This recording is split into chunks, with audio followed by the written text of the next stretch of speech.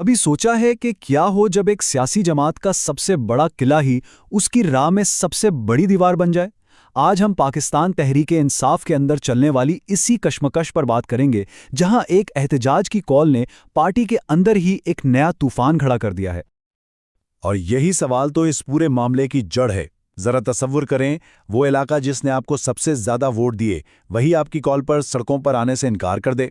पाकिस्तान तहरीक इंसाफ के लिए ये सूरत-ए-हाल कुछ ऐसी ही पेचीदा है। तो इस सारे मामले की शुरुआत हुई पार्टी क़यादत की एक बड़ी कॉल से, एक मुल्कगर एहतजाज के ऐलान से। प्लान ये था कि 8 फरवरी को पूरे मुल्क को एक तरह से जैम कर दिया जाए। कॉल थी एक मुकम्मल शटरडाउन और पहिया जाम हड़ताल की, मतलब कारोबार भी बंद और ट्रांसपोर्ट भी बंद। लेकिन असल ट्विस्ट तो तब आया जब इस मंसूबे पर सबसे बड़ा एतराज बाहर से नहीं बल्कि पार्टी के अंदर से ही सामने आ गया। हिमायत मिलना तो दूर की बात, खुद अपने ही लोगों ने इसकी मुखालफत शुरू कर दी। तो यहाँ पर सूरत हाल ये बनी कि एक तरफ मरकजी क़यादत थी जो चाहती थी कि पूरे मुल्क में बशमूल खैबर पख्तूनख्वा एहतजाज हो, और दूसरी तरफ थे केपी से पार्टी के अपने ही अराकीन जो साफ कह रहे थे कि भाई हमारे सूबे में ये नहीं हो सकता। लेकिन सवाल यह है कि केपी के अराकीन की मुखालफत में इतना दम क्यों था? जवाब इस एक अदद में छुपा है, 90%। इन अराकीन का मौक़िफ़ बड़ा वाज़ेह था कि पार्टी को मिलने वाले तकरीबन तमाम वोट यानी 90% सिर्फ और सिर्फ खैबर पख्तूनख्वा के लोगों ने दिए हैं। ये कोई छोटी बात नहीं थी, ये एक बहुत बड़ा अवामी मैंडेट था जिसकी वो नुमाइंदगी कर रहे थे।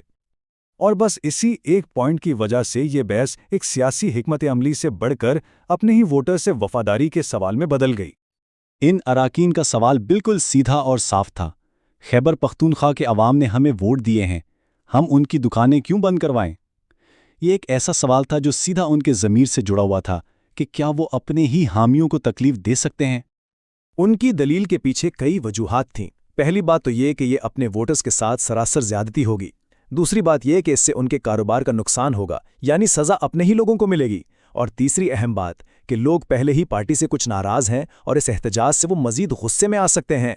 तो उनकी तजवीज़ थी कि भाई एहतजाज करना है तो पंजाब और सिंध में करें, खैबर पख्तूनख्वा को छोड़ दें। जाहिर है जब पार्टी के अंदर ही इस तरह दो ग्रुप बन जाएं तो आगे का रास्ता तलाश करना बहुत मुश्किल हो जाता है।